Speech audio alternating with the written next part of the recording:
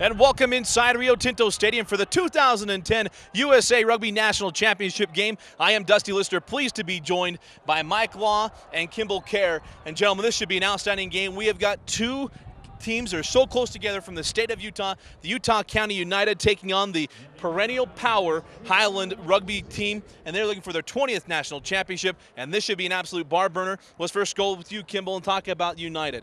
This is a team that really has fought really hard to be here. They're a young program. They have a lot to prove, and in the first two games in this tournament, they have won by a combined score of 91-6.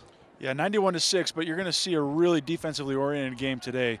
United has been really scraping and clawing to try to get to this national championship game to finally get through that hump of winning the national title against a really historically powerful Highland Rugby team. And they think they've got the people put together this year. They've put together a good program and a good set of players this year. They think they can do that with the team that they had. I've talked to Colin Puriti, who's their head coach, and given his feedback, they feel like there's some good things that they can do to really try to get over the hump against Highland this year. So they're really looking forward to it, apparently. You talk about getting over the hump. This is the third consecutive year that United will be playing against Highland for the national championship. What do they need to do today to be able to win a national championship? According to Coach Puriti, what they're going to really look to do is play the perfect game. And I asked him, I said, well, what does that take? What does that mean to play a perfect game? In his mind, playing a perfect game was not making the silly mistakes, staying on their feet in the rucks, not giving up the stupid penalties, and, of course, not getting yellow cards. They had a couple yellow cards earlier in the tournament in their last game against Katy, and I think they're going to try to play a little bit more of a technically sound, less flawed game. And if they do that, they felt really confident about their chances. Who are a couple players we need to look out for during this game? There's a bunch of players, but there's two players that I really, really like. They're number 15, Ezra Hirawani, and then the other one, Zane Mendenhall. Two really gritty, exciting players. They're not going to do a lot of the flashy stuff. You'll see some scoring from Josh and Jared Whippy in the centers, but their 15 and their number 7 are some really exciting players. All right, terrific. Now let's turn over to Highland. Highlands, we know, they are the world-known team. They are a team that's not just won national championships, but world championships. We mentioned earlier they're looking for their 20th national championship tonight. Really, it's one thing to be the hunter in the face, really in the position that United is in, but to be the hunted in Highland, they're used to it, but they're not used to really having it from just down south of them. That's right. United has really come on strong in the recent history of their program, which is very young. It's only less than a decade old. Highland is a 35-year program looking for its 20th national championship in 35 years, which is a remarkable feat. They know what's ahead of them. They know that if there's any year that they could lose the national championship, it's this year. They have played United before to a very close match, and they know what's ahead of them.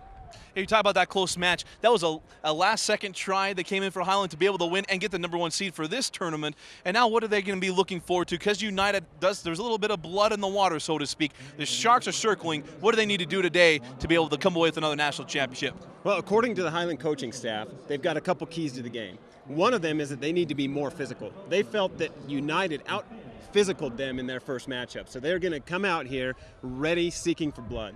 Number 2 is they need to cover the deep kicks. They say that United is probably the most tactical, proficient kicking team that they've ever come across. Wow. And so what happens is that forces Highland's deep 3 backs to field the kicks and make sure that they counter effectively. All right, now give us a couple players we need to look out for. We've had this of our third Highland game we've done together, Mike. Yep. Who are some of the guys we need to look out for? We've seen it, consistency in the past. John Kaczynski is an absolute stud. We also are going to look out for Dion Stevens, the fullback for Highland, fielding those deep kicks and see how effective he is. If Highland's going to win the game, it's going to have to be by the smart, headsy play of Dion Stevens. Well, we have our keys to the game. We have some players to look for. When we come back, we'll have kickoff from the USA Rugby 2010 National Championship game between the Utah County United and Highland Rugby, and we'll be back right after this. And welcome back inside Rio Tinto Stadium. Dusty Lister, Mike Law, and Kimball Kerr on the call.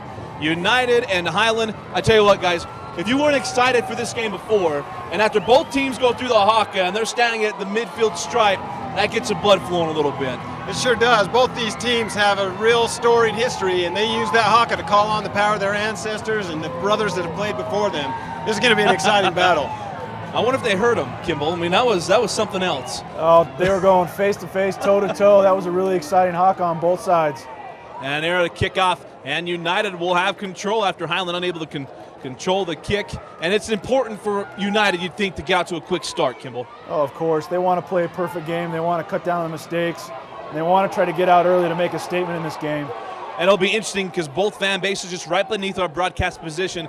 This should be pretty good. I know that the record was 4,000 people to a high school rugby match, and they probably might get close here tonight. I think they will get close here tonight. It's going to look a little bit more sparse in a stadium this big and grand, but we have we've got a proven track record hosting national tournaments here in Utah. People love to come out and support these teams. And they're both here, and we were getting a little bit early on from both. And now here's Highland they're going to kick it away. It'll be interesting to see who's able to keep their emotions and wits about them to get started. And here's one of the first mistakes, not getting that ball into touch. They let that ball go, and now they miss out on an opportunity to get an attacking line out. And one of the keys you talked about, Kimball, in our pregame was how good the kicking game is for United, and it could prove to be big here, especially in the early parts of being able to get field position. Well, it's not just in the field position, but off of penalties like that, you've got to make sure that you put that ball into touch so you can get your attacking line out set, because that's your ball off a penalty. Highland in control after the line out. And Tanafiaki putting it forward. Now it's going to have a roll. Ezra's going to run back, try to get it and clear it out. And he'll have it out near the 22-meter line. And the ball's still free and jumped on by United. But Highland's still in good position, having it deep. And they'll actually get the ball back. Looks like the referee called a knock on there. He's going to give the ball, a scrum to Highland. So Highland, we saw this yesterday, Mike, they were able to take control or take advantage of mistakes and also opportunities, especially deep inside their opponent's territory. They sure love to capitalize on those mistakes. They're well coached and they know how to take advantage and turn those mistakes into points. And Kimball, who would you say has the advantage in their forward, especially in scrums and having power? Who would you say would have the advantage of these two teams? Well, in that last game that United and Highland played, I think both coaching staffs would have said that United had the advantage in the forwards, just in their sheer physicality and size. But it's going to be interesting to see how the emotions carry out in the first 10 minutes of this game. United able to get the ball off a turnover and see if they're going to be able to get this ball out of deep of their territory. And we'll see where they'll mark this. This will get out. We'll have a line out for Highland. That's a good job clearing their lines, getting the ball into, getting it out of bounds so that United can get that ball further away from their end zone. Let's get the two perspectives. Mike, you played in national championships. Talk about the wits. You're just trying to keep your emotions about you to come out and play well. Can you talk about what you're doing to try to get ready for that? You know, you just got to keep your focus. It's very easy to get caught up in the emotion. You hear the crowd, you know that people are back there supporting you, your parents are screaming your name, maybe your girlfriend. But, you know, you've got to do what you've been coached to do all year long, and that's just execute the way you know how. And Kim, we're talking about the coaching side. He's got done coaching with BYU, being a national championship. Can you talk about just trying to keep the wits with your team and keeping them executing your game plan? Yeah, that's tough, especially when you come off two very aggressive and exciting Hakas like you just saw. You've got to really maintain the emotional level-headedness, which is sometimes hard. But, you know, the first 10 minutes of this game is going to be really interesting to see who can control their emotions the most. I'll try to explain what just happened there. The ball going out of play without touching in play first, giving a line out so close. Right, what happens is if you kick the ball when you're in front of the 22-meter line and it goes straight out of bounds, the ball comes back to where you kicked it from. And again, temper's still going. It's not just these two teams. People need to understand it's the fan bases as well. I know, Mike, you're in charge of this whole thing, and you had Highland parents being worried that United fans are sitting right behind the bench, and I'm sure it's the other side as well, trying to make sure that their kids are not going to be taunted by parents the whole time. I've been at a few Highland United games where I thought another rugby game was going to break out in the stands. It's a United scrum, and Highland able to get it back. And see how Highland's able to attack. Afiaki wisely letting that get past him. There's a nice lateral back now across. This is Anderson. Anderson had 2 tries yesterday going down that far sideline, nearing the 22-meter line. And we'll see if Highland's able to keep control of the ball as it was loose and picked up by United.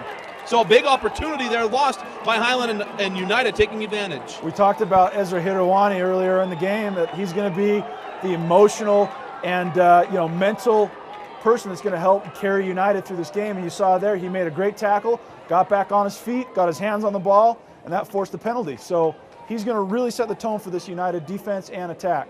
May not have been the best of kicks, Mike, but nice position here for United, and a big play that could have been an opportunity for Highland, now all for naught. Yeah, Highland really needs to be careful about letting their players run into space by themselves. There was no support there for Highland. And when they got there too late, they left their feet, causing the penalty. And explain, because if you do have long runs like that, and you're talking about chase, you do have to release the ball because it's a penalty if you don't. And now a bad pass on the line out. Yeah, that's going to come back. And they're probably going to have another line out here going over to Highland if Highland chooses to do line out, but it looks like they're going to choose a scrum instead. Yeah, that ball wasn't thrown straight in the line out, and Highland, because of that, gets the choice to either get a scrum or redo a line out, and they chose a scrum. Now we know from being down there earlier, the winds really are tunneling through the middle of this field, and that might be a problem throughout this game, especially as the sun goes down. And it looks perfect on our cameras, but it is very windy down the playing surface. That's actually going to affect United because they are so tactical with their kicking. If the wind plays a role in their kicking, that's an advantage to Highland. Taking a kick near the 5-meter line, running it out. And to see the ball now starting to come back. Wasn't a very deep kick at all, controlled by Highland. We'll see how they chase to get back on this ball. And again, United, for about the third time here in the early going, able to get the ball back on a turnover. As soon as they're releasing, Mike, they're right on top of it. They sure are. United's doing a great job with their forward pack. Oh, looks like he caught the ball with 1 foot out of bounds. This ball's going to go back to United. Although letting it play on. The referee disagrees. And he caught that, definitely straddling the line and getting away with one there. It was Melvin Pawnee was the one that caught around straddling the sideline, but the official letting it play on with Highland. Actually, if he's standing with 1 foot out of bounds, that's technically the ball is caught out of bounds. So that's actually, I don't know if he meant to do it or not, but technically that ball is ruled to be out of bounds. He can then take the play from there as it was. Mm-hmm. Now, would that be simply because the ball would have been out of bounds without it touching in play, so now he could have played it there instead of it coming back? Correct. One of his feet was out of bounds when he caught it, therefore the ball was caught out of bounds. So what's the call here? I didn't see that penalty on that one. I guess going pretty quickly to try to get understandings. And that could go out of bounds. And obviously off a penalty, United will have a line out near the 22-meter line. It's a great opportunity for United here. It seems like the game has been played in United's territory so far. Stephen Livingston will throw in here on the line out. And the last one we saw, it was an errant pass that Highland was able to pick up. And Highland steals another line out pass. This time it was just an errant pass that came across. Now Highland trying to turn the field over. And they're going to call him out of bounds after the catch. And that goes back to what Kimball was just talking about. His feet were inbounds, not straddling the line there.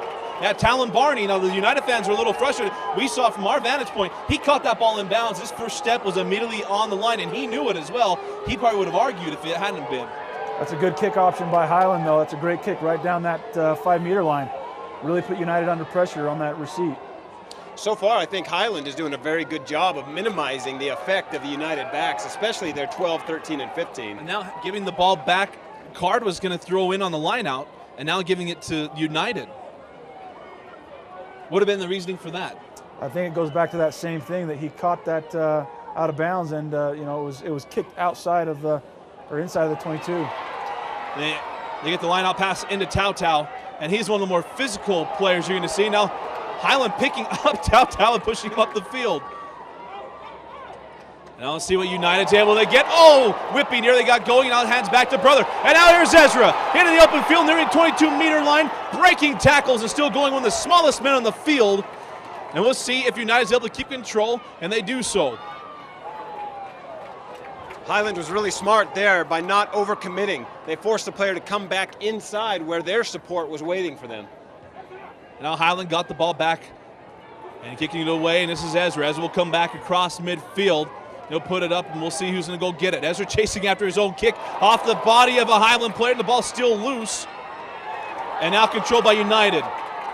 Now explain a little bit to people who might be as novice as I am, where it seemed like the ball was bouncing toward a Highland player. He did not give chase to the ball and trying to run back. It seemed like seemingly maybe getting on sides. Is that the case on how that works? Yeah, what happened was that the kick exchange, you have to be from behind the kicker to be onside.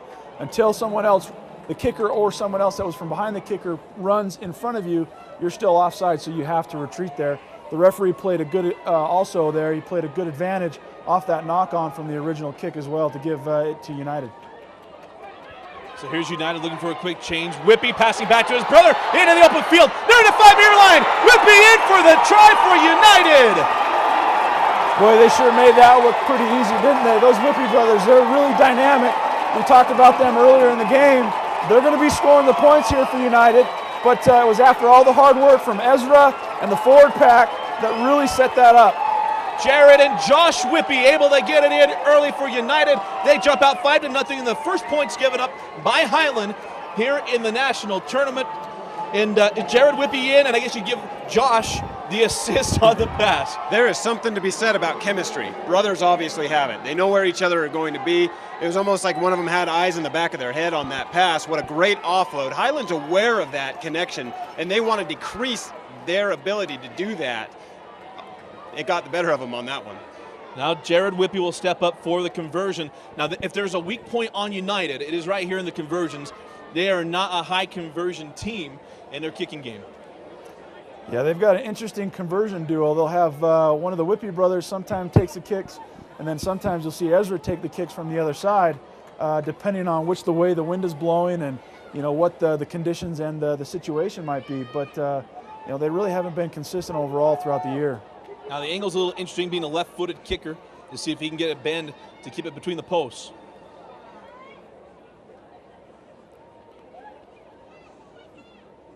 This is as quiet as this has been since the Star-Spangled Banner, waiting to see what happens with Whippy in this kick. Comes a charge, Whippy puts it up, and it is through. So the conversion is good, and 23 minutes into the first half, United leads 7-0 over Highland. Yeah, and if you know anything about Highland and Larry Gullick's teams, they're not just gonna sit down and roll over. They're gonna come back, they're gonna regroup, and they're gonna really get after this game. And they're gonna want to do it quick. They usually have an answer for every time a team scores on them. Keep in mind, that's the first try they've allowed in this national tournament. We mentioned they came in, their 2 wins yesterday, combined score of 69-0. We mentioned United's score in the open, and their 2 games 91-6. And so they put up points as well. United very offensive, and let's see how the answer goes. So we are now getting close to officials' time, about 22.5-minute mark.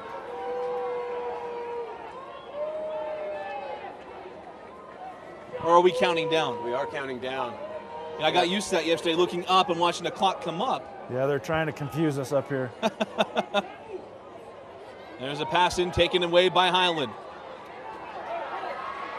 And let's see if Highland can get something going. They had some opportunities early, and it's been right here in the release where they have lost possession 3 times. The pass not handled, now picked up, and now the tackle. Let's see what they're able to do.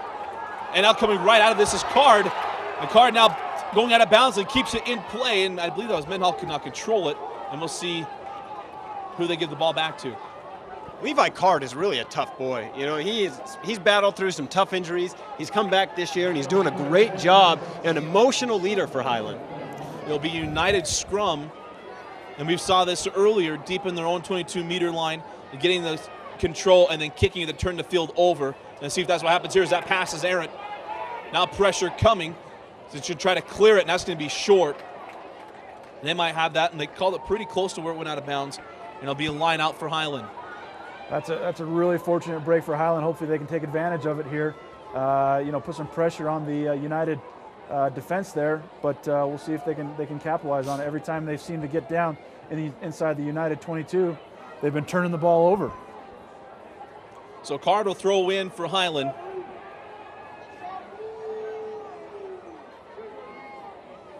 And it'll be controlled by Highland.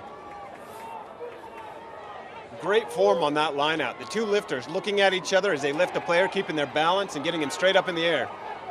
And again, that pass wide of Afiaki, who might be the most skilled player. And there's a nice tackle along the boundary. This ball might be going back to United because he threw him out of bounds.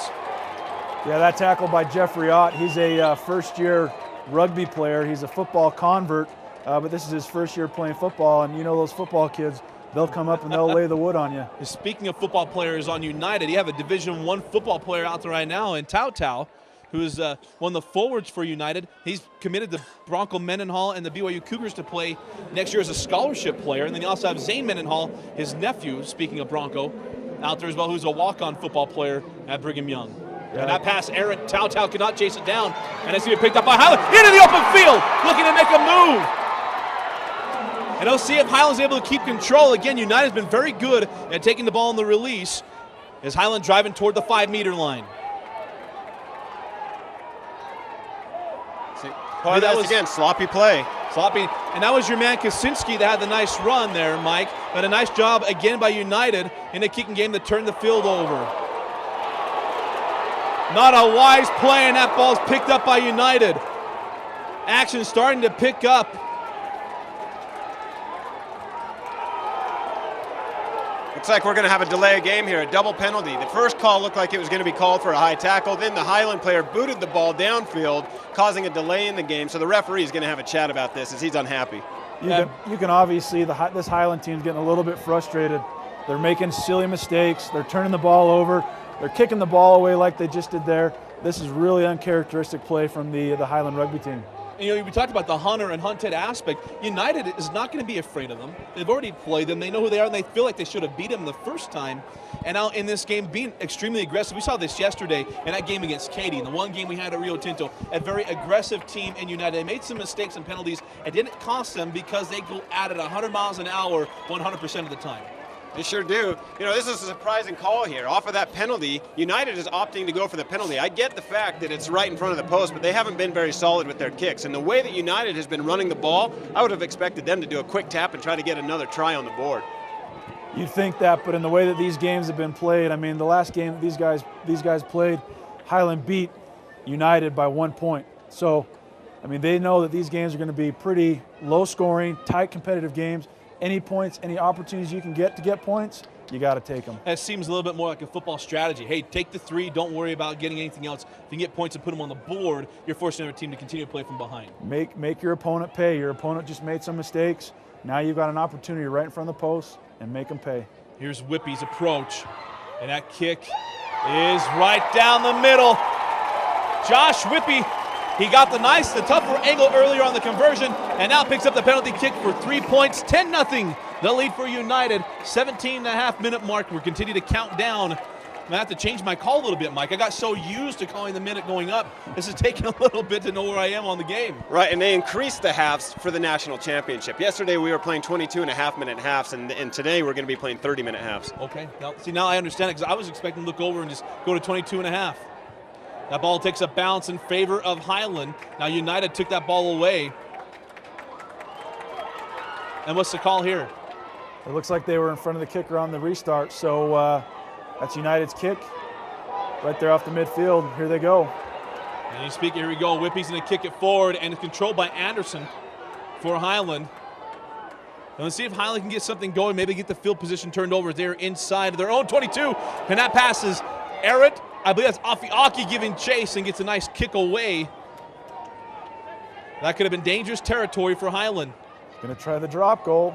There's that, what you were talking about. Every opportunity you have to get points on the board. He thought that he could get 3 more points by doing a drop goal. Unfortunately, he didn't strike it well enough. Now, we talked about the broadcaster thing yesterday, Mike. We talked about the kicking game not being solid. And all of a sudden, Whippy's starting to feel a little bit. He goes for a drop kick pretty deep out there and left it well shy of the goal of the post. Hey, I learned my lesson yesterday. I'm not predicting anything.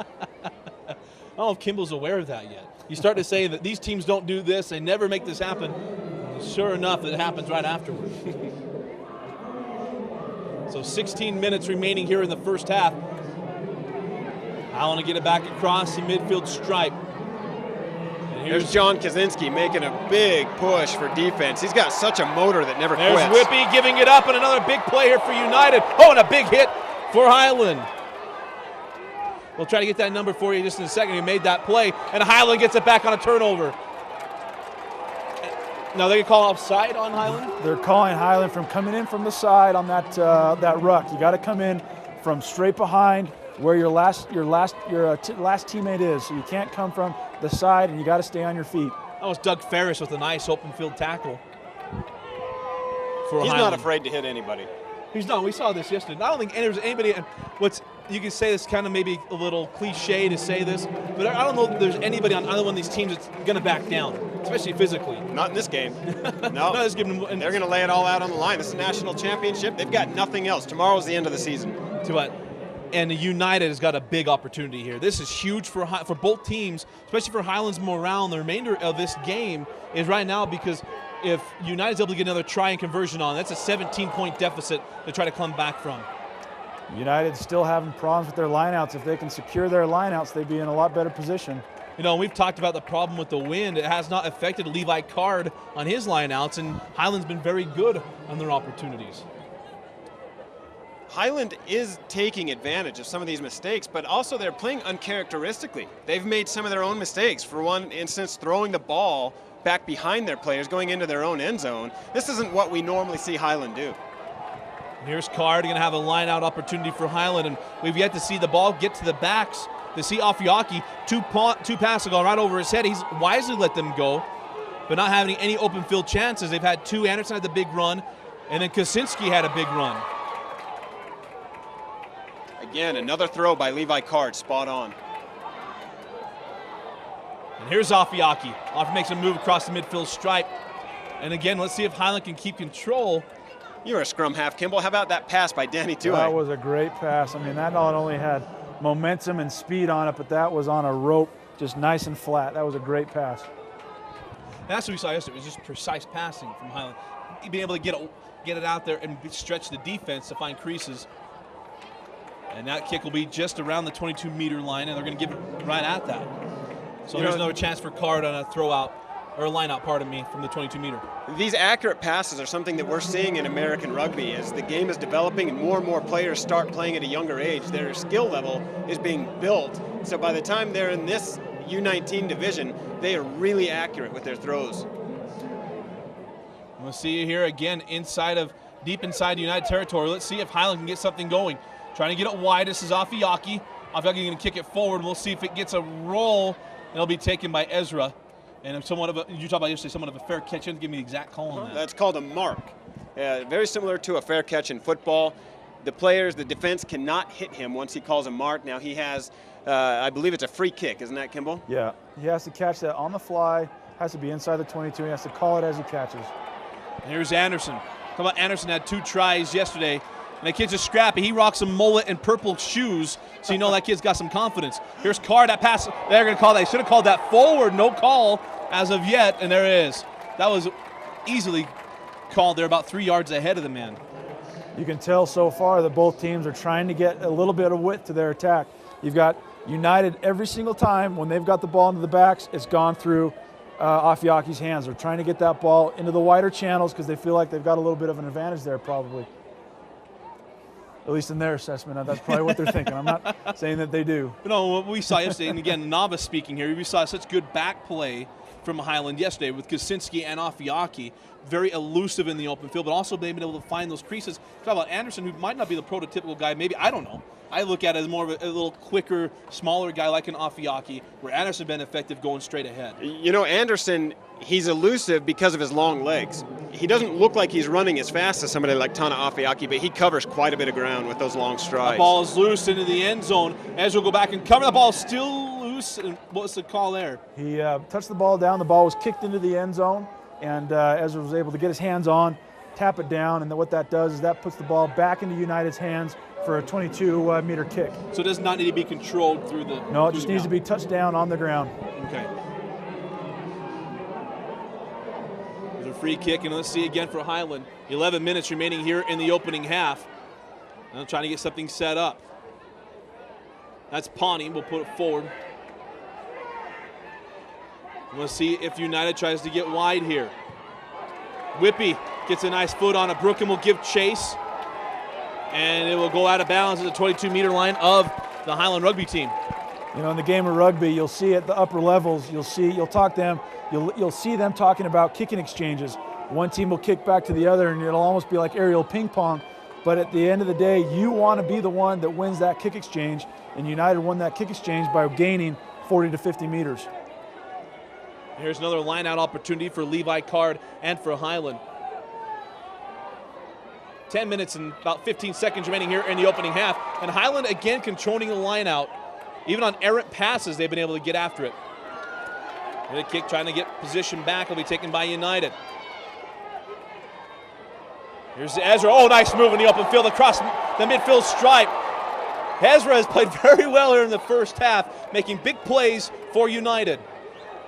And you see Tao mixing it up with a number of the Highland players. Oh, there's just taking the ball right away and then losing it.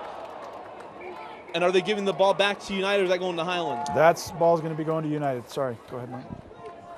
Let's talk about your thoughts here early on, Kimball, of what you've seen from United, your early on thoughts here. Well, so far United's been making mistakes just like Highland, but the mistakes that they're making aren't being capitalized on. I think that's really the big difference. Highland's making some mistakes, but United is able to turn them around either through the kick or through keeping the ball in hand to make them pay. And what are you seeing from Highland here in the beginning stages, Mike? Well, Highland has changed their defensive tactic to go to a defense where they bring one of their loose forwards, their flanker, to slide over to the fly half. And then each one of their backs slides over and takes the next guy in the line. What that's doing is United is recognizing it, and they're finding gaps by cutting back inside a little bit. So maybe Highland needs to readjust their thinking on this.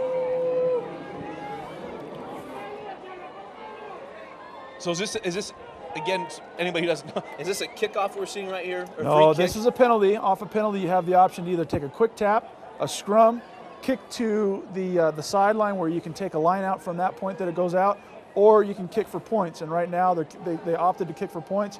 This is a pretty long kick. It's just under 40 meters. Whippy tried to drop from this same spot not too long ago, and this will be shy and will be taken by Highland inside their own 22. That's a live ball.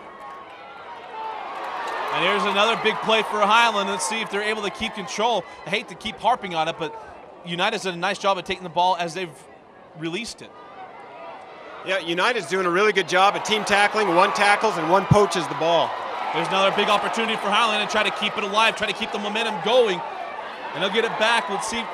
Again, now talk about here, Kimball, with this sideline being so close, how tough is it to set up your offense? Because now you are certainly running away from where you are. Yeah, it's definitely, you don't want to be carried into out of bounds. That player for Highland did a great job keeping that ball alive so that it didn't get carried into touch.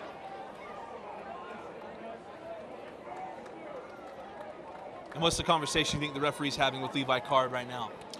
The referee is talking to Levi Card as the captain. It looks like there's going to be the winger for Highland. Pawnee. Yeah, Pawnee. Melvin Pawnee is going to be sent to the sin bin for 10 minutes. Now that's going to, the rest of the half, he won't be able to come in. Highland is now playing a man short. And that was given about the 7:20 mark here in the first half. So it'll be about the rest of this half, about 2.5 minutes into the second half, playing a man down. The referee has warned him before about holding on, not releasing the ball. He did it again. The referee says enough is enough. How much do you think that's caused by United being aggressive and taking the ball on the release? Has everything to do with it, because United is poaching every single time they're tackling a Highland player, so Highland's doing everything they can to hold on to the ball.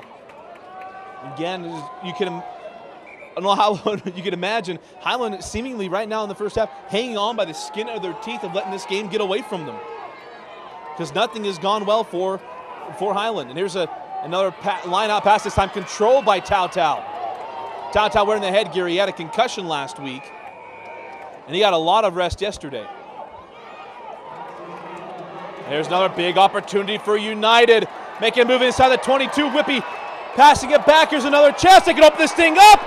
Whippy in for the try. That's a great sequence of rugby right there. Some good recognition by United scrum half Luke Mock, who recognized that there was an opportunity to take a quick tap off of that penalty. Instead of going for the points like they did last time, they took a quick tap, moved the ball into space, and you see what happened. They scored another try. Jared Whippy scored the first try here in the first half, and now brother Josh dives in for 5. And United now, what seems to be a commanding 15-0 lead. This is going to leave a very tough conversion, but they have a 15-point lead here early on. Highland's defense is not what it should be right now. They're going to have to change at halftime and make some adjustments and go man up, because by them sliding all the way over, United is taking advantage of cutting back, and it's getting the Highland defense on their heels, and then they just swing it wide, punch it down into the corner. And that outside player, you saw Whippy the whole time that pass was coming, and there was not a soul there. If you're a football fan, you're watching it, you're seeing an option team like Air Force get to the corner, and there is not an outside linebacker, a safety, or anybody that's going to be sitting out there waiting for the quarterback to get that pitch off, because he had no one in front of him getting to the end zone. That was a great sequence of rugby right there. Really exciting rugby to see. Highland's going to really have to regroup here. Going into halftime, 15, maybe 17 points down if they make this conversion. That's a tough task to make against a United team like this. Here comes Whippy. Maybe a little easier angle being left-footed. Now the charge getting on. Whippy puts it up, and he split it. He got it in. What an angle. Everything going right for United. 4:36 remaining in the first half. A 17-0 lead over Highland. Maybe the United kickers didn't go to bed last night. They just spent time kicking.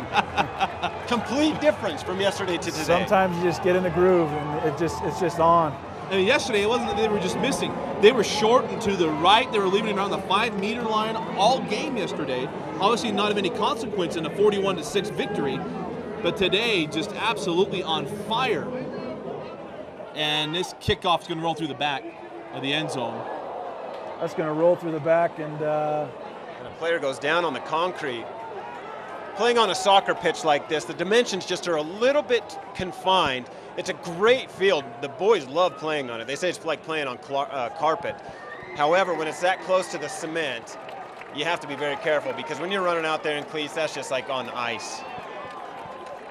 That's going to go back to midfield. They're going to have an option to restart, take a scrum, or they're going to have a couple options there from the referee. I can't imagine very many of these young men are wearing molded cleats. Almost everybody's wearing those insert and, what's the word I'm looking for?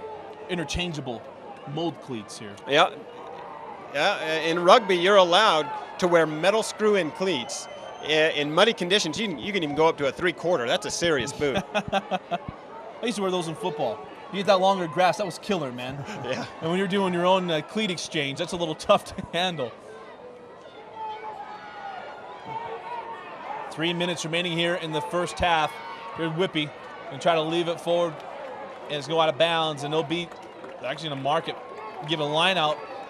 Holy Hannah. That ball was kicked outside the 22, so they're going to come back to where the ball was kicked from, not the right kick there from Whippy. And, of course, did not touch in play before going out of bounds as well, correct? Yep, correct. Again, Highland so good on their lineouts. They haven't lost a single one yet. And there's Afiaki. Tana working, gets the pitch back, and again, really nobody there for Highland on the next exchange. And here we go, trying to set up, get something quickly here for Highland. Leaving it back here on the near side. Try to make a move, now brought down, and again pinned against their own sideline. Let's see what Highland does. They're breaking some tackles and pushing people forward. That's Elkington. Elkington left with a little bit of a gimpy leg yesterday. Afiaki giving up behind him.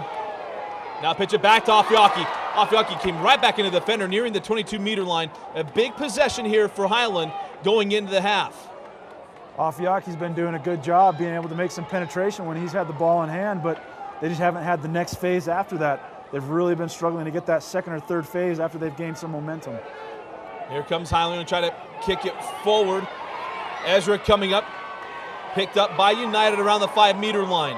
So again, Highland would not be able to get on top of it, but they do have, now they'll get the ball back. Yeah. Is that a knock on? Highland has to capitalize on this. Penalty deep into the territory there. They've got to get this in. That referee was calling a United player for holding on. You can only play the ball when you're on your feet, and the United player, when he was on the ground, was holding the ball. So here's Levi Card. Card pushing inside the 5-meter line. We saw this yesterday against Belmont, but I tell you what, United up to the task and everything that's going on. Yesterday in that Belmont game, they pushed the pile for 5 meters. I want to say that's Bloomfield. I think that's Tausinga right there. Yeah, Kesney. And let's see if Highland's able to hang on here.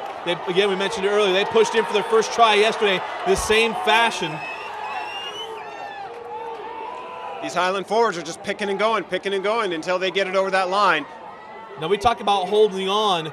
As a novice sitting watching this game, how is that not called a hold on when the ball just doesn't seem to be coming out? Is it changing hands underneath it? What happens there where that's not called a hold? When there's so many bodies piled in there, sometimes that ball takes a little bit longer to go through 5 different sets of legs and arms. But, you know, in certain situations, yeah, a guy's just going to purposely hold on to the ball. Highland goes to the quick tap. And now it's Elkington trying to push forward. And now again, we're going to interlock. We're going 9 seconds remaining here in the first half. Now down to 7, down to 5. And we're going to have probably some official time. That referee gave the possession to United, which is really, really interesting. Usually in a situation like that, if the ball gets held up or the maul, as that was, is moving forward, the referee will maintain possession to the team that was moving forward. But in that situation, he gave the turnover ball to United. So now it's United's opportunity to get the scrum and get the ball out of their half. Which they've been able to do very effectively. And another opportunity lost by Highland. We do have a United player down. They seem to get up pretty quickly. And we'll see if the trainers come out in 10. We might take a quick break to catch our breath from this high-flying action as we are now into official time and any stoppage time. 17-0, the lead for United. We're going to have some quick instruction from the official. And the trainers have yet to come out to check on him.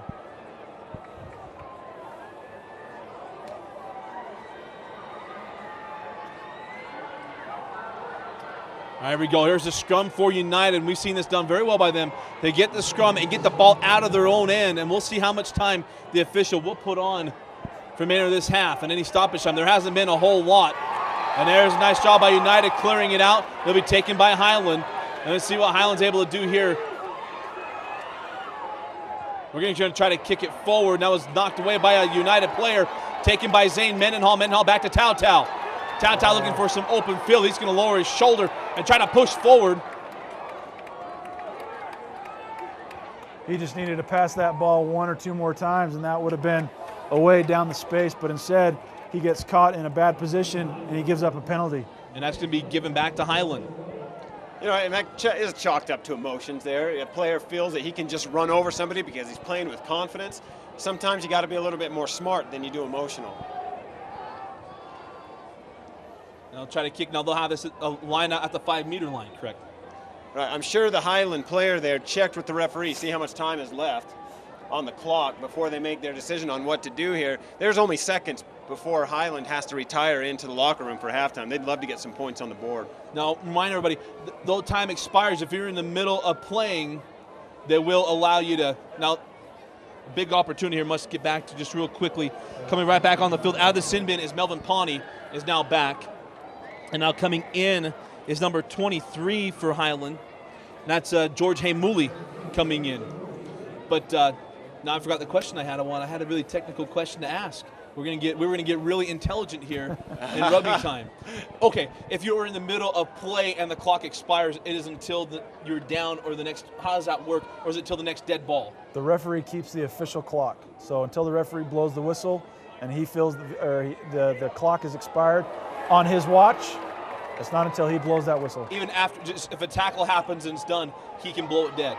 Oh, excuse me. No, the ball has to go out of bounds, or the ball has to be gone dead. And United again taking over, another turnover for Highland. Maybe wise for United to get this ball out of bounds and let the official end it.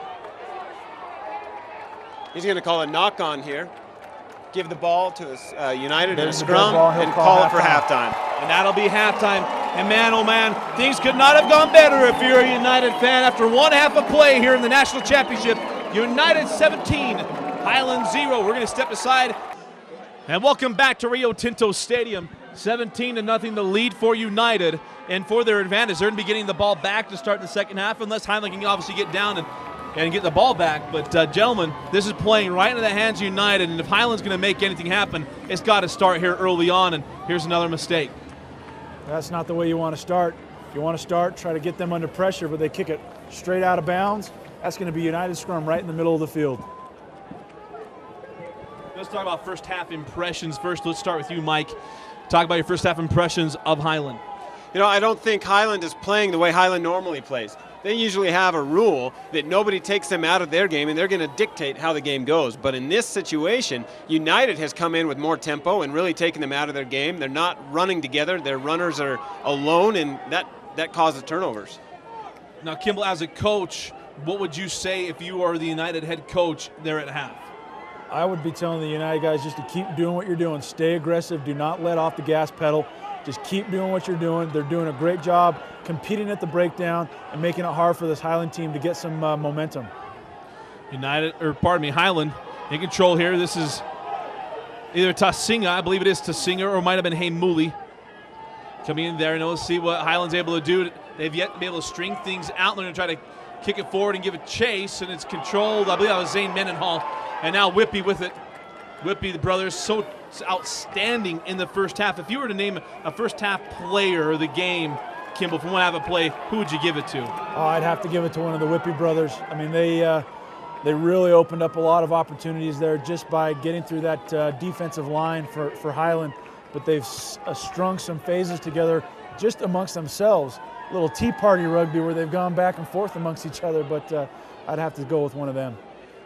Now, Mike, if we're looking at one player that's going to turn things around for Highland, or give us one or two with this way the game is played, that we need to keep our eyes on to get things changed, they're turned around for Highland Rugby. I think it's all going to have to be in the forwards. The loose forwards for Highland are going to have to get out of the scrum quickly and put pressure on Josh Weber so that they don't have time to set up their back line and their plays. Trying to go a little bit of tricky passing there. And let's see if Highland's able to maintain possession. Surprisingly, I mean, United able to take the ball so many times in the release, and then right at the end of the half, that Highland's not able to push the ball in for a try inside the 5-meter line.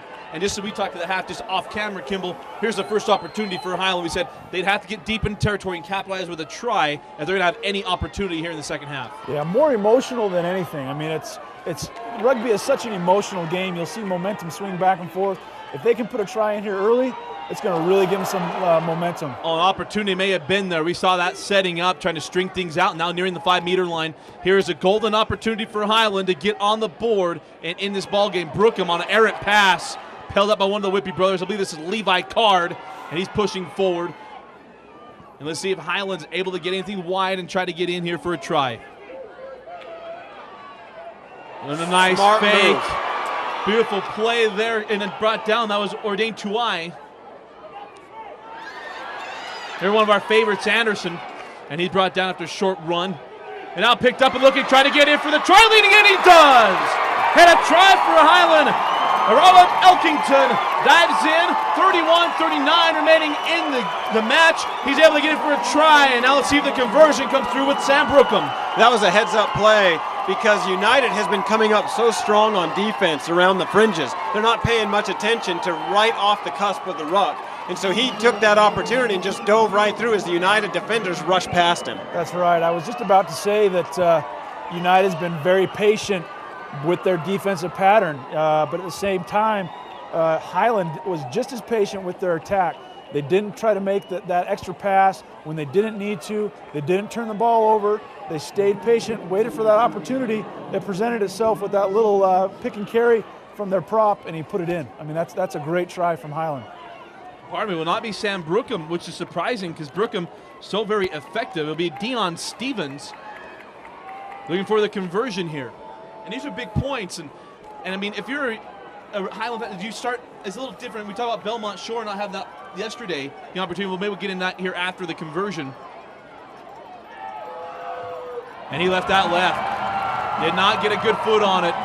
But yesterday, Belmont Shore in that game we had, Mike, we kept talking about the opportunities to try to settle their team down mentally by getting something positive happening. Do you think that may take place now that Highland finally got that first try and the first points on the board? I think so. Highland knows now that they can do it, which is a weird thing to say about Highland because you never have to doubt their courage or their confidence.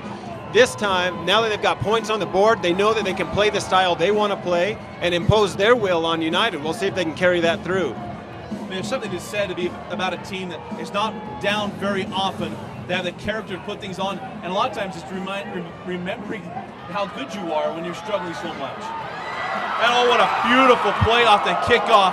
And then Whippy with a big hit, and probably not a high tackle. Then the ball comes loose. It'll be picked up by, I believe that's Zane Mendenhall. Now trying to get things back out.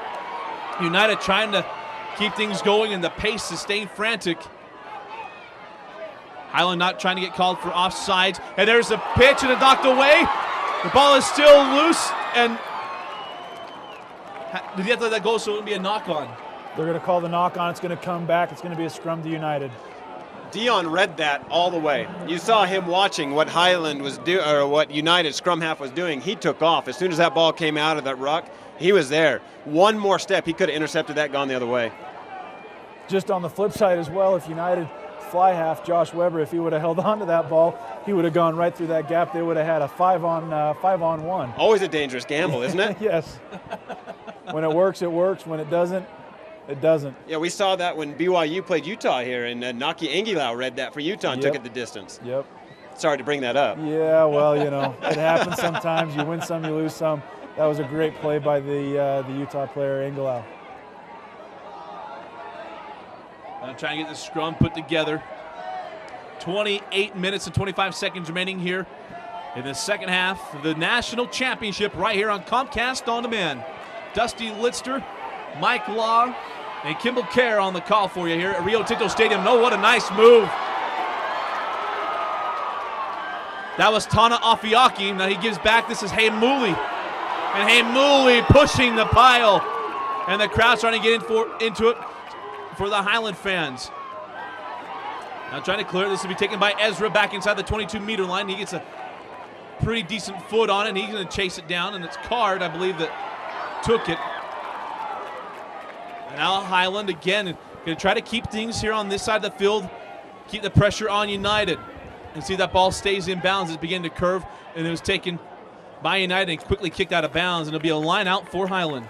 That's a good tactic by Highland, putting the ball behind the United kick chase, the United deep three defense. If they can keep that pressure down here on United, good things are going to be bounding to happen. And you see what's happening here is Highland is bringing their fullback into their back line, trying to create an overlap, outnumber the United backs. So they're not having anybody back. It's like in hockey, pulling your goalie. That also is a gamble. With as effective as a kicking team as United is, they can chip shot that, chase it, and pick it up and go the distance.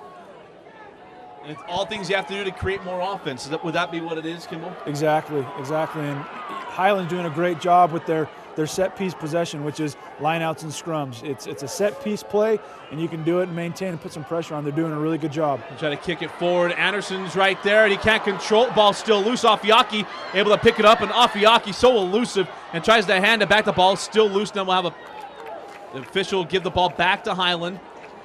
We'll probably have a quick tap and keep things going. Right, the referee was playing advantage there. He was waiting to see if Highland could advance the ball. After they knocked it on, he gives the ball back to Highland because it was advantage towards Highland's benefit. Now, how big would it be for Highland to quickly get another try on the board?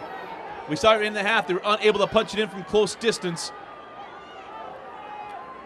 So far, it's been a tale of two halves. You wouldn't think that Highland was the one that was down by 12 points. And again, another errant pass was just shocking with how precise we've seen everything in the two games we saw yesterday. To see some of these passes getting away from him. There's Kaczynski, and Kaczynski, one of Mike Law's favorite players here on this Highland team. I love guys that hit. I really do. My football background, that was my favorite part of football and rugby was the contact. And there's Afiaki. Oh, that's a nice tackle. And the open field by one of the Whippy brothers. I believe that was Jared. Oh, a stoppage. We'll see what happens. And Highland was ready to get going. You can tell they're starting to feel much better. They got it on. All of a sudden, it's a different game for them. And Kimball, you said a tale of two halves right now. Well, you see just a body language much different with Highland on the field at the moment. Well, the penalties are going to the Highland team.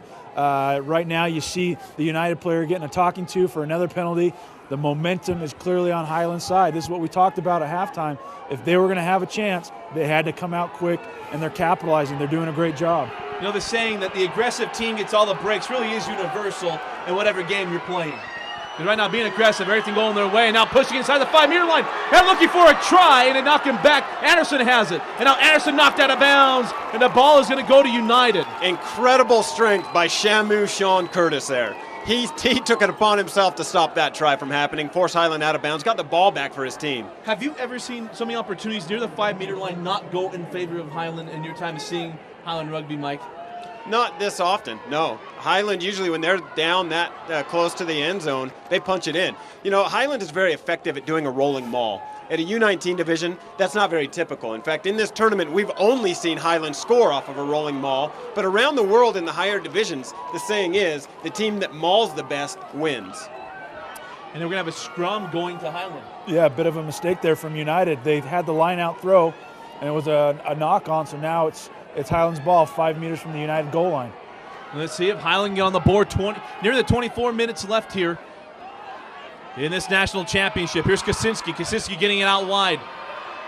And now looking at the backs for Highland, getting it back to Afiaki. Afiaki tackled, and we'll see if Highland's going to be able to hold on to the ball here. Kaczynski quickly getting it out. Spinning and breaking tackles, trying to drive toward the 5-meter line. Pitching it back now inside the 5 meters. Let's see if the powers and the forwards for Highland get things going. Trying to get it wide. This is Anderson. Anderson back inside. Anderson leaning forward. Is he in? He is for the try. I'll tell you the difference in the game right now. United is doing something that it wasn't doing in the first half, and that's missing tackles. United is missing 1 tackle, 2 tackles, almost 3 or 4 tackles in a row. The Highland ball carriers are able to get behind that United defense. You just saw there, Anderson was able to get in through 2 or 3 defenders to score that try. What a headsy play by Anderson. Talk about one of our favorite players between the two of us. He rocks the mullet, he rocks the purple shoes, but he's got a head on his shoulders. He went back and toward play because if he's brought down, he wanted to give enough room for his teammates not to be pulled out of bounds, and then gets a try. That's right. The best defender on the field is the sideline. Never misses a tackle. He knew that. He went back inside knowing that he was going to give his team another opportunity to have a phase play. And on another note, look who's kicking now. Yeah, Sam Brookham. Surprising he didn't take the last conversion. Here comes Brookham, very good. Brookham puts it up. It's bending in, and it is right between the posts.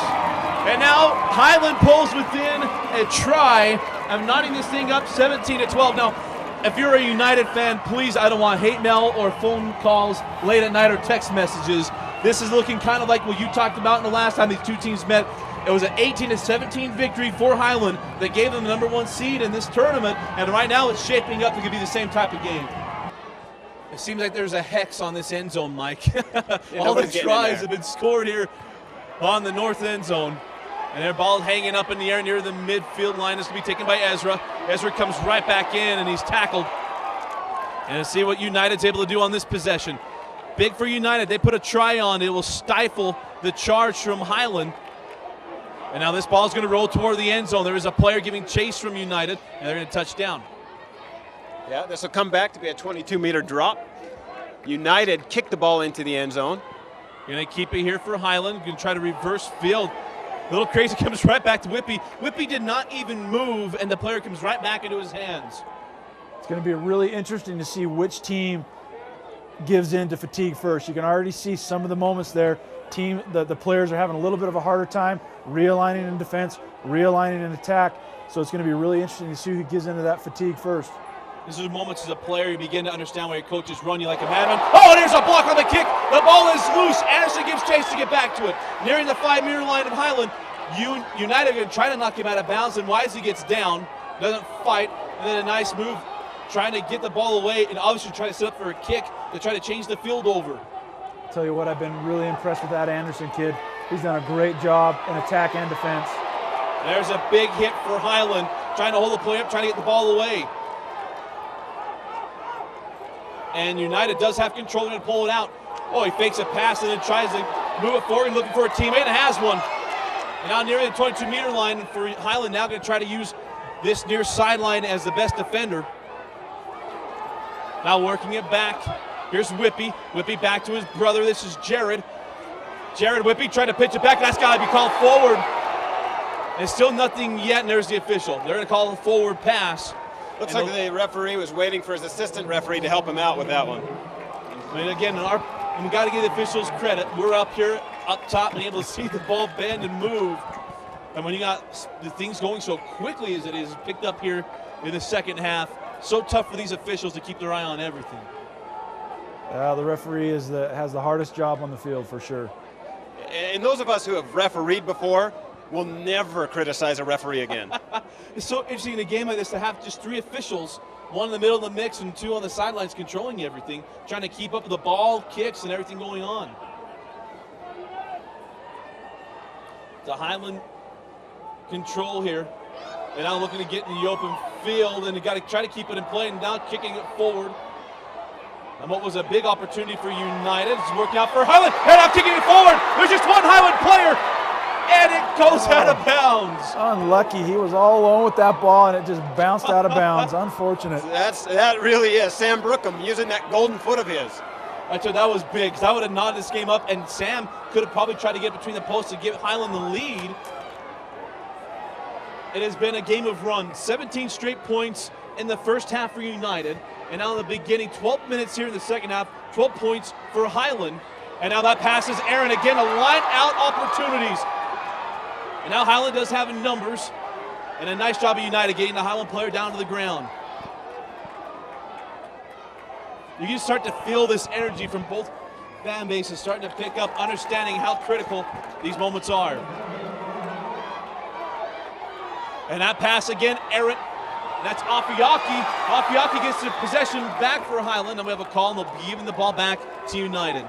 Wow, that's gutsy by United to take a quick tap 5 meters in the shadows of your goalpost. I mean, that takes some major gumption to want to take a quick tap there. Looked to me like what he was trying to do was trying to get the Highland players who hadn't retreated 10 meters yet and maybe get another penalty tacked onto it. Didn't work out. He did. Highland players didn't bite. Unfortunate that it didn't work out, but when you're up and it's a close game, it's a national championship, why take the risk? If you were not here at this game, the energy is certainly starting to pick up, and a possession taken over by Highland. Highland driving now inside the 22-meter line. They'll be giving the ball back to Highland. Hooked really well. You know, a lot of times advantages are gained inside that scrum that you don't see. You know, Levi Card, being a very good hooker, stole that ball away. It was United's put in on the scrum, and Levi Card just stole it away. So the Highland scrum. Highland trying to turn it.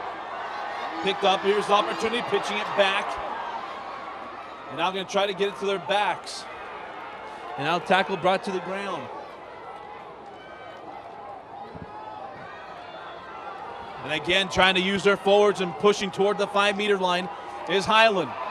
Now there's Mooley. He's going to put the head down, looking for some contact and push. And again, another forward is picking up and pushing it down. Now about the 2-meter line. Wow. And the official going to blow it and call a hold, right? Yeah, he was holding the ball on again. I mean, that's he just got in a bad body position. That's really all that was. The ball carrier just went in, got in a bad body position, exposed the ball. United was able to take advantage. I want to see that was Zach Dean, the one who called there for the hold. So, gentlemen, this has just been outstanding to be a part of this game. This has really picked up, can't say it enough, all the opportunities both teams have had and just energy that's here. And now the quality of rugby that's started to pick up. Now that Highland has got into this game and really cleaned up after halftime adjustments. I think there were some major adjustments that were had, but more than anything, I think it was just the emotional adjustment that Highland needed to have in order to get back in this game. Big miscue there for United, keeping the ball inbounds on that penalty kick. Gave the ball back to Highland. So here's Highland going to try to get it wide. We're talking about their passing, and tonight it's just been a little off. And we mentioned it earlier for lineouts, talking about United lineouts, and now for Highland, that win again, it is really gusting across the field left to right. You know, what we're seeing here is Highland is doing a much better job of getting into support. Their forwards are getting there, helping clean up the ball and retain possession, not allowing United to poach it away. Now here's another big opportunity for Highland, driving inside the 22-meter line, and then just leaving it back. And when we have no call thus far from the officials, all the players waiting for something to happen, and now setting things back up for Highland. And that's Dean diving forward, one of the forwards for Highland. Highland's doing a good job being a lot more direct with their attack. Less width, more direct. Kaczynski gets it out, now looking for another opportunity. Driving near the 5-meter line, now inside it. United may have got it. Now Highland has it. Did they get in for the try? They did! What a second half for Highland. And that's my boy, John Kaczynski. Kaczynski gave the pass. The ball got knocked out. He jumps on it, and it's a try for Highland at 13:55, knotting things up at 17 apiece. Yeah, I talked to the Highland coaches about this kid, and I asked him, the great tournament he's having, is that normal? Is that the output he gives you day in and day out? And they said, without a doubt, John Kaczynski gives you that type of effort every single time he steps onto the field. We got an injured member of United down on the ground, and we cannot talk about. We were talking at halftime, and not to be overly critical, we got to understand what we were seeing in two people who understand the game of rugby saying it might have been the worst half of rugby they've ever seen from Highland. You got a former Highland player here. You have a coach from BYU saying that might have been the worst half they've seen. What would you say now about the change that has been made and what we're seeing now from Highland? First, Kimball, let's go to Mike. Well, I think this is more typical of what you would expect from a Highland team. very patterned, very structured, very hard and aggressive. They're playing some good, solid rugby, fundamentally sound, and they're doing a good job. Brookham conversion is no good. We are going to stay settled at 17 apiece for the next 12:50. This is going to be exciting. Mike, let's get your thoughts on what we've seen the difference from Highland. I think it's a testament of their discipline. They listened to their coaches. Their coaches gave them those halftime corrections and adjustments. They're really applying it. It's a testament to their discipline on how they go about the game and how they're going to approach this second half. It obviously is paying off. 17 unanswered points. We have the injured United player coming off. Once we have that number, we'll get it over. That's Hata Pahuri. Brookham goes up and gets it. So here's a kick forward. Highland going to try to chase it down. Got a United player got it near the line and then trying to get him out of bounds. Is Anderson. The ball is still loose. Retreat, the ball still loose. Highland giving chase, picked up by United. And now the official will blow it loose. What's our call here? It looks like they're going to call him for a high tackle. They're going to bring it back. They're probably going to have a little bit of a chat with him. I believe the assistant referee is calling that the player was out of bounds before all of this happened. So they're going to have a conference here and talk about it, and this may be a line out. May have been. We saw that he had him high, but he was also trying to pull him out of bounds. Speaking of Anderson, I believe was one trying to make the tackle. If my replay mind goes all the way back, and he was near that boundary. Oh, you're right. Looks like there is going to be a penalty here. That's now we're starting to pick up on what happens here. We're probably going to see that the free kick or punt, if you will, from United. They can put out of bounds, and they'll be able to have a line out from where it goes out of bounds, correct? Correct. They'll have that ball out of bounds right there where the referee, the touch judge, deems that it went over the line. 11 minutes and 11 seconds. We do have a little bit of stoppage time. We won't know exactly how that works. And what a way to have a national championship. Oh, there's a quick pass into Tao Tao. Tao Tao going to drive toward the 22-meter line, and he leaves it out. Highland trying to get possession back. And now here's United. They've done a nice job working wide. Here's one of the Whippy brothers. Jared leaves it forward. That pass was ahead, and still yet to have a call from the official. And there was nothing called. That ball looked like it went forward. Looks like he's even playing advantage for United. Something must have happened over on the far side. And I believe this is men, and that's Shamu, pardon me. Shamu with it now trying to get wide again. United looking for a try, stiff-arming his way, and then pulled down. Anderson, what a big play by Anderson. Anderson is really making some big-time plays here. He knew how close he was to the sideline, threw the player out of bounds, got the ball back for his team.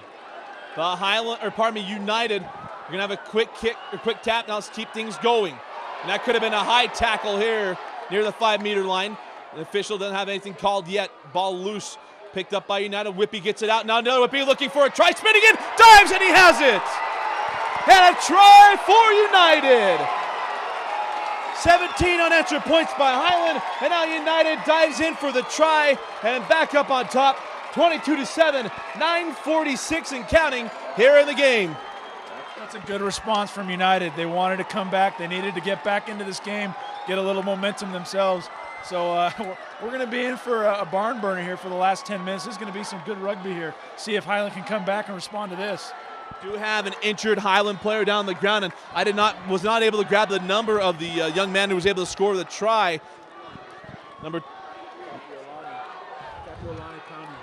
Pawnee gets in. Kapiolani Pawnee. So they're certainly cousins playing against each other. Now most of these Polynesians claim each other all as cousins, and they certainly have one. We do have a Highland player down with the trainers out. We're going to step aside, and we'll be right back after this short break.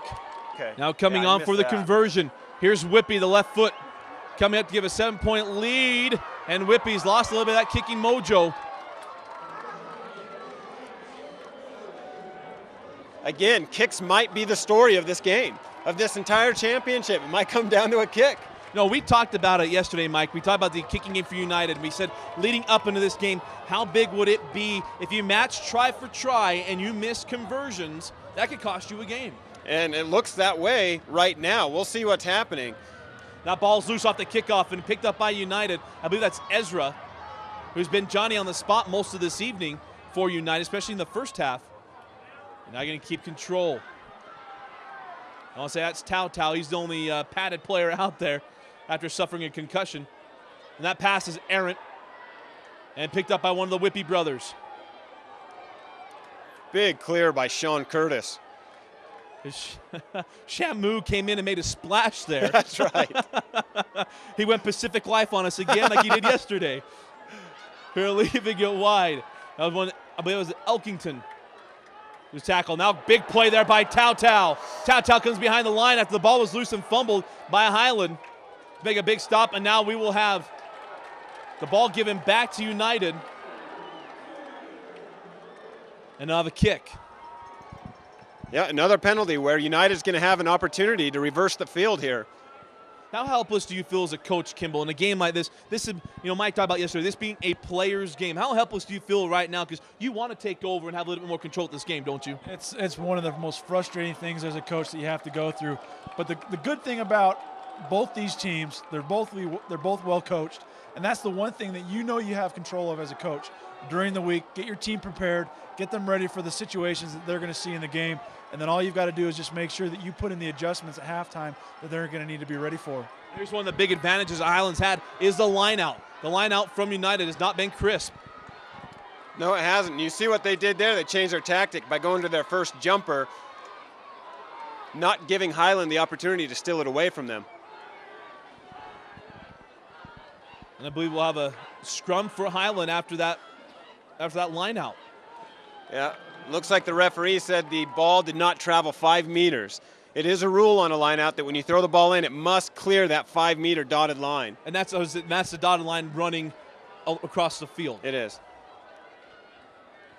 So we will have a scrum for Highland. We'll have to see the answer that Highland has after the big try from United. Just waiting, and here's the opportunity now for Highland. Highland try to kick it forward and chase it down. He picked up by United. United try to get across the field. Get in the hands. One of their players makes a nice move. Now breaking down to the open field about midfield, and then finally brought down. Yep, And that was Mel. Mel is the one that had the try. We'd misspoken on the number, and now we'll be giving the ball back to Highland. Another holding on penalty there. Both these teams are having a little bit of a hard time at the breakdown. They just got to clean it up, and if they can maintain that momentum. He had a good break there, but they just couldn't maintain the momentum that they had. Hey, Mike, how hard is it as a player out there, and you're losing control every time you're releasing the ball to try to give it up, especially in key moments like right now where you cannot afford a turnover? It's anguish.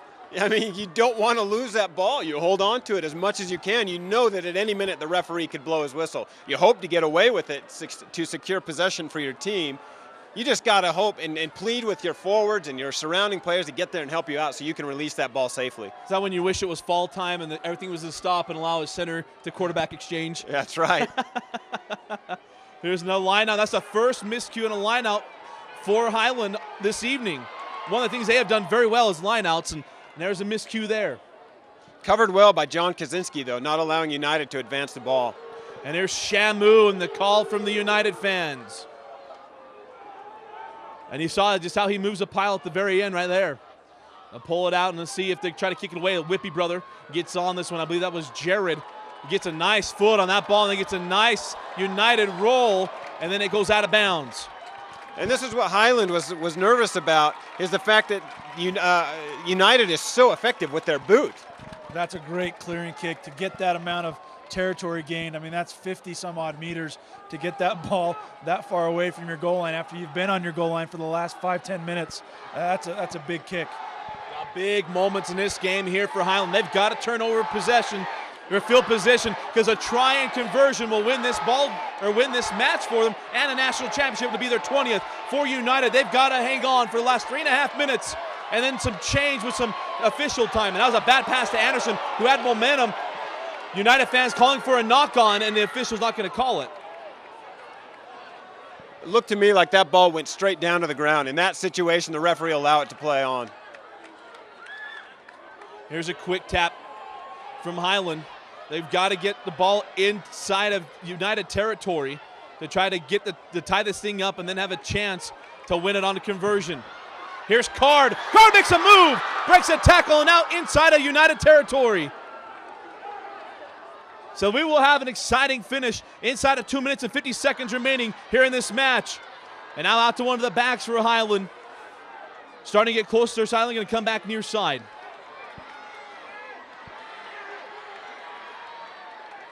And again, so big to hold on to possession here for Highland. Inside 2.5 minutes. And now we'll have a whistle. And what could be our call here? Referee was playing advantage for an offside. The number 9 scrum half knew that it was an advantage. He purposely knocked the ball on, took the quick tap. The United player was caught offsides, so now he's giving them 10 extra meters, so they have the ball literally 20 meters in front of the goalpost. And here's probably goal. Yes, quick tap, and here we go. Bring it near side. Off Yaki has the ball knocked away by Whippy. Whippy chasing it down, and now he kicks it toward his end zone. How big of a play there for Whippy. Now here's Highland coming near midfield and back inside of territory, and now in open field. This is Elkington, and Elkington has a try earlier in the game, and now an advantage for Highland. What a crazy turn of events. And unfortunately, all that's going to be for naught, because about a minute ago, the referee had blown the whistle for the knock-on there from the Whippy brother. This crowd does not fill the stadium with their bodies, but they sure do with their voice. You can't hear this referee's whistle. Can't hear anything. They got flags held in the air. They need to start getting stuff to throw on the field. I'm calling everything running around, and I'm wasting airspace here. I'm getting winded with all that's taking place. And now the crowd both starting to chant for both teams. We are nearing a minute left in official time. We will have some stoppage time, and we are inside the 22-meter line. There is not many things that could be better than this. No, it doesn't. This is a great stadium and great venue and two great teams. This is going to be, the last couple minutes of this game, this is going to be a really exciting finish. How crazy is it that at the end of the first half, the same situation, taking a penalty kick, getting near the 5-meter line, and now Highland on a line out in striking distance of tying this thing up and a chance to win a national championship on a conversion. Here's the line out in successfully for Highland. And you see the forwards from United. Now going to try to get it wide. Here's the pitch back. And now what would you see right here, Mike? What's the best thoughts for Highland to get in for the try? Well, what I'm seeing here is that Highland's trying to spread it wide. I want to get my forwards in here and try to punch the ball in, or else you're going to lose the ball. They just lost it. United has it. 5 seconds remaining. We will have stoppage time. And now clearing it out. United kicking it away. It will go out of bounds. We'll have a line out for Highland. That ball did land in play, so we will play it behind the midfield stripe. And that's it. The officials called it, and United has upset Highland and have won their first national championship, 22-17. We will not have any stoppage time at all. My, oh my, what a game for United. They go up by 17 at the end of the first half. They blow their lead and then get a late try and win 22-17 for the national title in the U19 division. If you weren't a fan of rugby before this game, you watch this game, you see the emotion of these kids right now. This meant the world to these kids. You can see the anguish on the Highland side, the ecstasy on the United side. This meant everything to both these teams. The fans got a good value for their money tonight. This was a great game. What a testament to the strength of rugby in the state of Utah. Two top-notch programs going at it. This is the 3rd year in a row. United has been the bridesmaid 2 of those years. This year, with the amount of talent that has come over, they've gotten real support from the surrounding high schools. Their football players have come over, really converted well into rugby. They had the manpower to do it, and this year, they became the bride. I mean, just how shocking is it that United was able to pull this off? I know they lost that game earlier this year for the seeding for this tournament, and they lost on a last-second try. How improbable was it, Kimball? And then Mike will get your thoughts that they could actually pull this off in a national stage. Well, I'll tell you what, to go up 17-0, and then to have Highland come back, score 17 unanswered points for in the second half, and then to figure out a way to score a try there in the second half, and the last-ditch moment to try to win a national championship, that tells you something about the character of that team, that they weren't about to lay over, they weren't about to let the biggest team in the country on the high school and the under-19 stage to just steamroll you. That says something about the United character. Yeah, this has been a great match. Both teams showed up to play. I think both teams played well. I think United had 2 complete halves, whereas Highland only put together 1 complete half.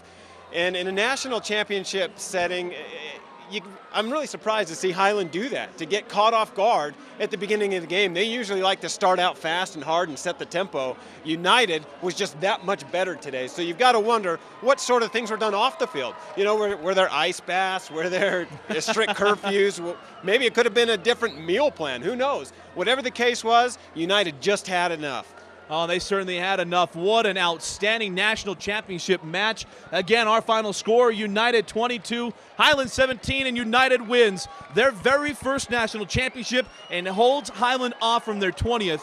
And it's not the end of our coverage. We're going to step aside when we come back. We will have our post-game down on the field and our player of the game announcements. You are watching Comcast, Utah's home for high school sports. We'll be back right after this. All right, welcome back inside Rio Tinto Stadium just after the national championship's over. Dusty Lister, Mike Law, and Kimball Kerr. Guys, I know we talked about just as we wrapped up. Now that we've had a chance to kind of step back just for a second, just kind of put into words what you saw in this game. Let's go first, Kimball, then we'll go over to Mike. Well, it was an amazing game. You saw one team come out hard. They came out physical. They did what they wanted to do in the first half. And United, they went up 17-0. Highland regrouped. They rechanneled their efforts and their energy and their emotion. They came back, tied it up. But United, true to their character, true to their effort, they were able to score that one last try that put them over the top, won them a national championship. Now, Mike. Well, what I saw here was a team that was a little bit more hungry. You want to say David versus Goliath, but that's not the case. You know, this is a two-time runner-up. It's Goliath versus Goliath. United has come that far in their program, and I think these fans would agree that United's got it going on, huh? They most certainly do. Let's talk about the turning points of this game. We all know what it was. It was that try, but maybe it wasn't the try. What was your thought, the turning point in this game? I think realistically the turning point of that game was that last try by United. Highland got their swagger, got their tails up a little bit, but the fact that United was able to hold the composure and hold serve, so to speak, to get that last try, that takes some serious composure. When you got all the momentum going against you to try to score one more try, it's a seriously hard thing to do. I've been there, I've done it. It's hard to really try to get that momentum back on your side, and they really did it. That to me was a defining moment of this game. I think United did a great job of not getting behind in this game. They led the entire way. They got up to 17-0 in the early parts of the game. They held on to it. You know, if you want to talk about a turning point, Highland came out in the second half, made some adjustments. They did really, really well. But United stayed calm. They kept their head. They did what they were supposed to do and eventually chipped away and won the game, put it away. And they certainly did. Now let's get to our players of the game. Let's go first, one from each team. Who are our players of the game? First with Kimball. Well, I'd have to put it on Josh Whippy. He scored one try and he set up two others. The kid was true to form in defense. He probably was a little bit off his game because of his hamstring. You could tell he wasn't really quite up at 100%, but he did enough to set up his teammates and to set himself in a position to score some points. Now, I got just a quick note from Mike. I interviewed Josh. His dad's here from Fiji. He came in to come see this game. Now, he kind of shrugged him off and kind of pushed it, but his dad let me know that. He came all the way from Fiji to come watch this game. So what a game for his dad to come watch. I think he put in a tremendous effort. You know, and on the Highland side of the ball, I think it's a tale of another Josh Anderson. That kid had a monster game. You know, what an elusive player he is. He doesn't look like your prototypical wing. He came out there, he played hard, he made stiff tackles. And in fact, I don't recall him missing a first tackle. He made every single one of them. So proud of Josh Anderson the way he came out and played this game. He certainly had the big try. And then now let's just go with our final thoughts on what we thought of this game and what we saw here tonight. Well, for me, it's all about the spectacle. It's all about the fan experience. It's all about the testament that it makes to the game of rugby here in the state of Utah. The fans were into it. You can see they're still here. They're cheering on their team. They're cheering on they're cheering on their club. And you know, the game of rugby here in Utah is bright. It's a good spot for the game of rugby in the country of the United States. And so, you know, hopefully people here in the state of Utah understand that this game is gaining momentum. It's growing. It's a great game to be a part of and to experience as a fan, but also as a player. Personally, I'm excited because I get to coach the All-Stars at this level, the U19 All-Stars. And what I saw out here on the field, I could just take a mix of these two teams, go out anywhere in the country and have very much success. So I'm excited about that. We get to take some of these boys out to Colorado and they get to play some of the other U19 teams from around the nation. They're going to prove again why what Kimball was saying, Utah is so strong here in the state. And they certainly are. Tell you what, if you haven't been a rugby fan, if you haven't been in one of these things, this is my first experience.